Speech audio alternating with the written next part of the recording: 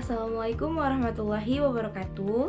Perkenalkan, nama saya Rahma Pertiwi dari kelas THPB, jurusan Teknologi Hasil Perikanan, Fakultas Perikanan dan Kelautan, Universitas Riau.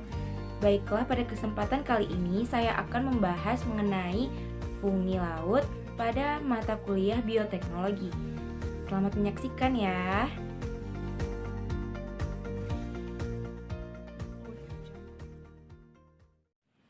Nah, baiklah, kita akan lanjut ke pembahasan pertama, yaitu mengenai pengertian dari fungi laut. Nah, teman-teman di sini harus tahu dulu apa pengertian dari fungi laut tersebut.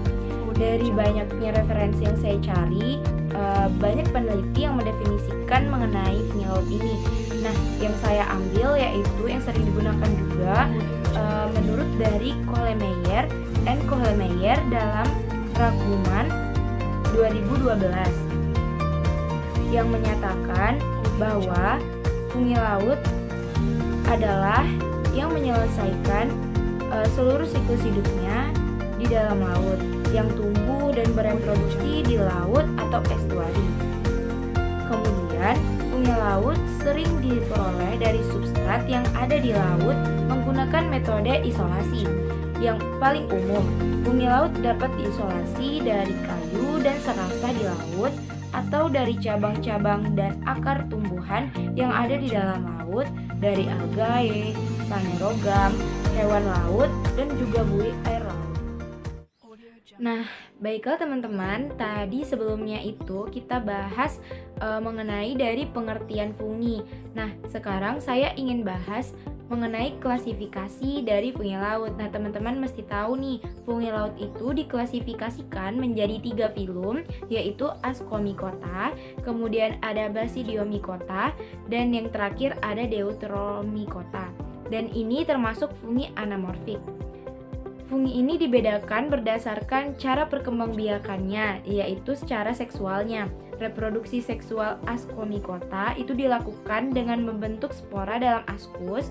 Pada Basidiomycota, reproduksi seksualnya dilakukan dengan membentuk spora di dalam basidium. Sementara itu, Deuteromycota belum diketahui mekanisme reproduksi seksualnya. Maka dari itu, dari pendapat lain mengatakan bahwa filum Deuteromycota adalah filum yang tidak formal, sehingga fungi dibagi menjadi 5 filum. Nah, yang pertama itu ada Chytridimycota, kemudian ada Zygomycota, kemudian ada Ascomycota, yang keempat ada Glomeromycota, dan yang terakhir ada Basidiomycota. Dan ini dari Buckney and Ireland 2004, Campbell et al 2008. Eits teman-teman, jangan beranjak dulu nih, ada lagi nih lanjutan dari penjelasan mengenai klasifikasi dari fungi laut. Nih, fungi laut itu terbagi menjadi 2, yaitu fungi laut obligat dan fungi laut fakultatif.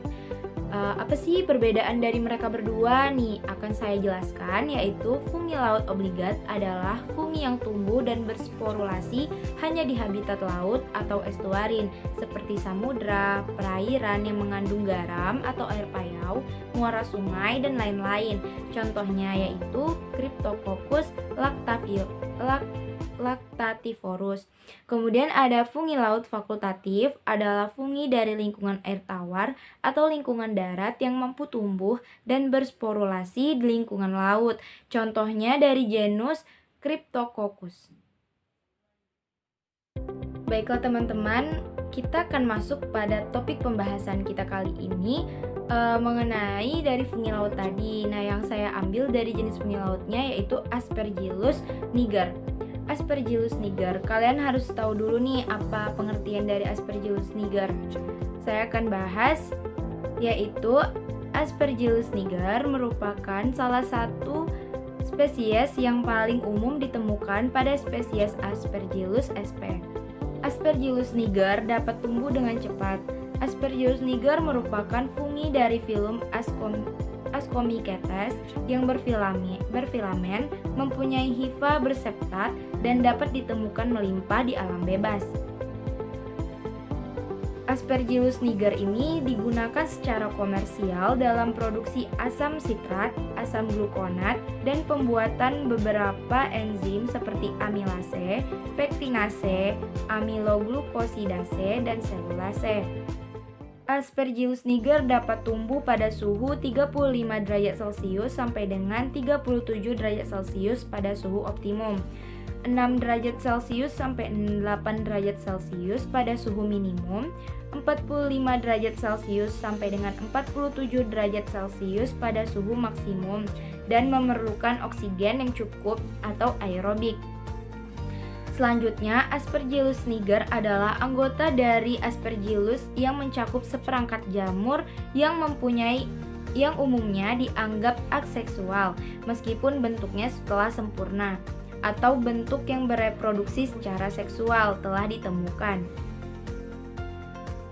Habitat dari Aspergillus niger pada habitat spesies ini kosmopolitan di daerah tropis dan subtropis serta mudah diisolasi dari tanah, udara, air, alga laut, Colpomenia sinosa, rempah-rempah, kapas, buah-buahan, gandum, beras, jagung, tebu, ketimun, kopi, teh, coklat, serta serasa dedaunan.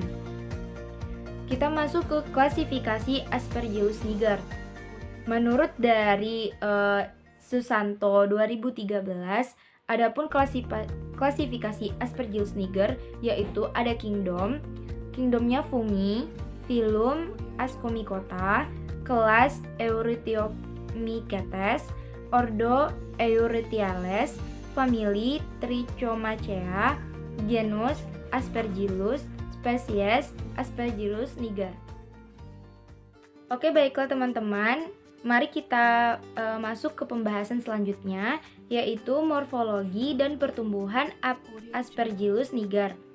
Aspergillus niger mempunyai ciri-ciri yang khas, yaitu berupa benang tunggal yang disebut hipa atau berupa kumpulan benang-benang padat menjadi satu yang disebut miselium.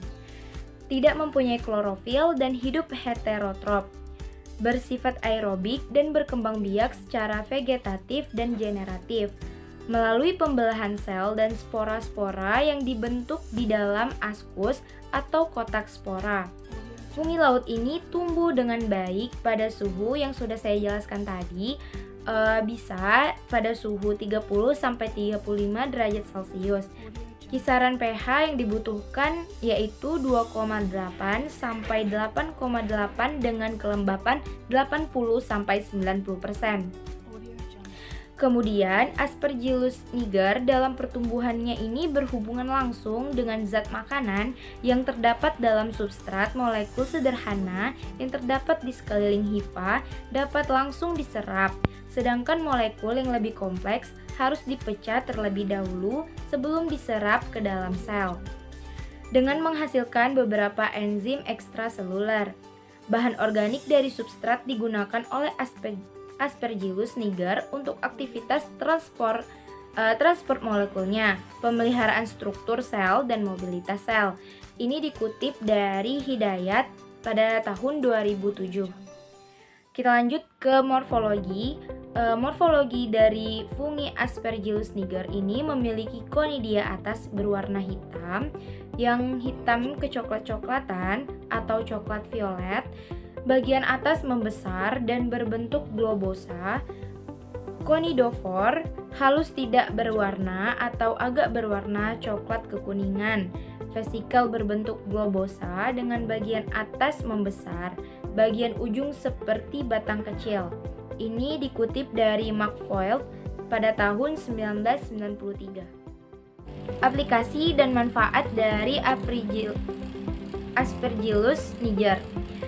Yang perlu teman-teman ketahui terlebih dahulu lagi nih, Niger ini merupakan organisme eukaryotik dari genus Aspergillus, menjadi salah satu mikroorganisme yang paling penting yang digunakan dalam bidang bioteknologi.